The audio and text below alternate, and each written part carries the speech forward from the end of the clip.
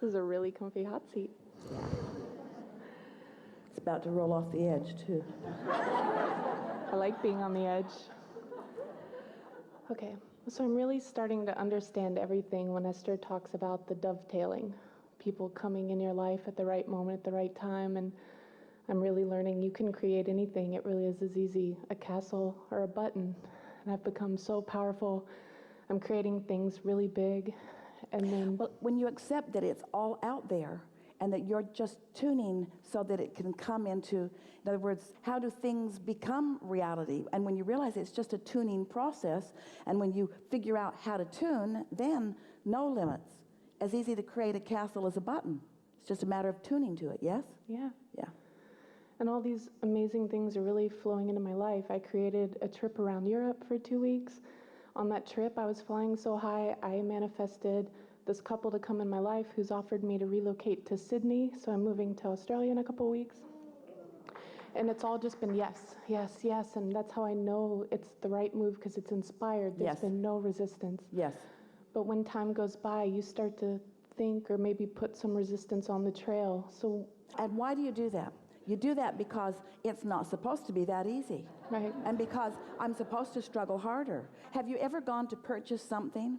A car or a garment or a piece of jewelry or something, and right away the first thing you saw was it. Oh, that was far too easy. Mm-hmm. I need to suffer more to find the perfect house or the perfect whatever. And so then you work at it all day, maybe all week, maybe for a month or 2 or 3, and end up going right back to where you were first inspired to go, because most of you do not accept how blessed you are, how worthy you are, and how simple and easy it is supposed to be. Life is not supposed to be a struggle, but you want to make it one when you need the validation from others.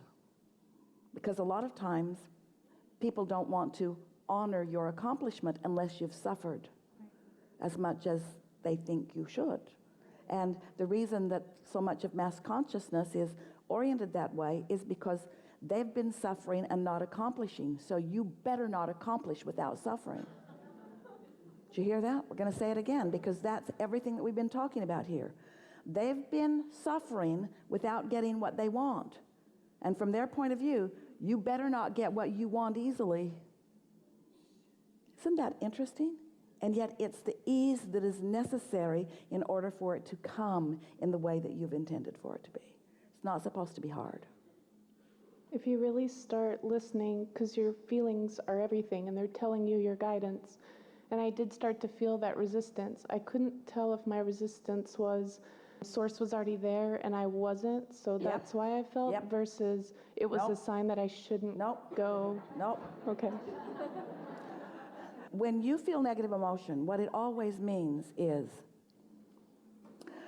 your inner being is looking right at what you're looking at right now. So when you have an emotion, it is an emotion that is in response to what is active in your thought process right now. It's not about something yesterday unless you're thinking about something that happened yesterday. It's not about tomorrow unless you're thinking about something that you want to happen tomorrow. It's about what's active in your thought process right now. And the reason that you have an emotion is because your inner being has an opinion about the same thing that you have an opinion about. So when you feel negative emotion, it always means the same thing. Your inner being isn't seeing it the way you're seeing it. Every single time. Every single time. So that makes it really simple.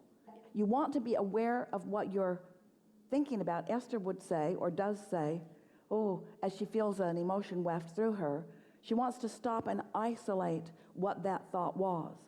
But she doesn't need to stop and isolate that specific thought, because that specific thought is in the ballpark of a bunch of other thoughts, because that's the way law of attraction works. Have you ever found yourself worrying about something? Now you're worrying about more things.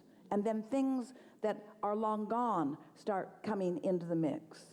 And it's because they all have a category. They all have a vibrational frequency. And so when you fixate on one, everything like that starts wafting into your mind. And what's happening? That thought is beginning to turn to things. That thought is beginning to turn to things. Now you're in the receptive mode of that worrisome thought. And now you're in the receptive mode, more worrisome thoughts like it are gathering too. You see what we're getting at? So you don't have to stop and isolate, oh, what thought did I think that my inner being is not in harmony with?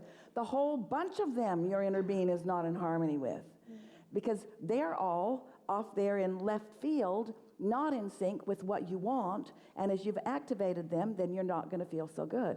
The best thing to do, really, is to distract yourself from that. Just go do something else for a while. Just let them dissipate by your lack of attention to them.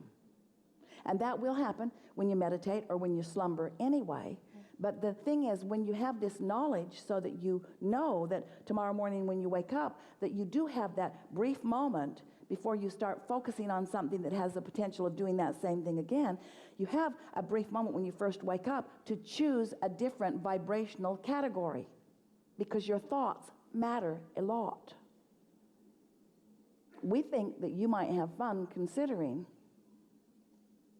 how many categories you've got going on. And we think you might be surprised to realize not that many. There's the "they done me wrong" category. There's the "life is hard" category. There's the "I paid too big of a price" category. In other words, there's a whole lot of thoughts that you think that as soon as you focus there, they all sort of stream in to support that bogus idea. And how do you know it's a bogus idea? You're not feeling good, and your inner being isn't having any of it. Have you ever been around a dinner table? Somebody starts complaining, makes you remember something like that, makes them remember something like that. It's a similar thing, although sometimes people are just drawn to the subject of things. But your law of attraction is drawing you to the vibrational basis that you've got going on. So now, let's start again. So you were saying that things are going along really well, and then a thought occurs to you, and then it makes you doubt. So the feeling of doubt is a category, isn't it? Oh, that's worth thinking about. The emotion that you feel represents a category of some thoughts, doesn't it? So what kind of other thoughts have you thought in the past, or are you currently thinking, that fall into the category that makes the emotion of doubt a good responder?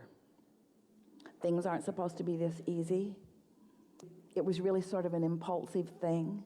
I don't really even know these people. They might be stalkers. But none of those thoughts feel good, do they? And the reason that they don't feel good is because your inner being is thinking, this is everything that you've been asking for. This is the dovetailing of so many opportunities that are in your vortex. You were tuned in, tapped in, turned on. That's why you were in that place. You are following inspiration. This is the turning of the vibration to the thoughts and the thoughts to the things. If you really want to know, it seems logical that you could say, well, I'll think this thought and test it, and then I'll think this thought and test it. Only thing is, when you're in that funk, you can't think this thought and test it. You only have access to these thoughts. So you can't really even test it out very well, except that you can just prove to yourself that you're in a bad mood. And if you're in a bad mood, then you know that your thoughts are not productive and that they're not beneficial. Esther has said to herself, and she really means it, I am never, ever going to make a decision when I'm in a bad mood.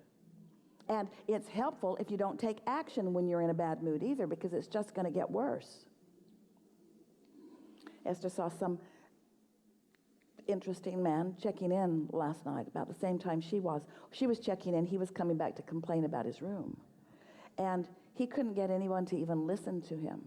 They knew his problem was legitimate, but his discomfort and unhappiness and attitude of blame was so strong that even though he kept asking for another person and another person and another person, they all kept telling him the same thing. And he was not satisfied. And those were his words as he walked away. This is completely unacceptable, as he accepted it and went back to his room. This is completely unacceptable. And what he meant was, I am going to use this as my reason to not feel good for as long as I can keep it active. And I can't get any of you to do something about it. None of you are willing to change the condition to make me feel better. So I am not going to feel better. I'm not going to feel better because I need the condition to change before I can feel better. And Esther thought, oh man, I've been there. I've been there. I get it. I've been there. But I'm not anymore. Yeah. Yeah. Enough? Yes. Thank you. Really good. Good.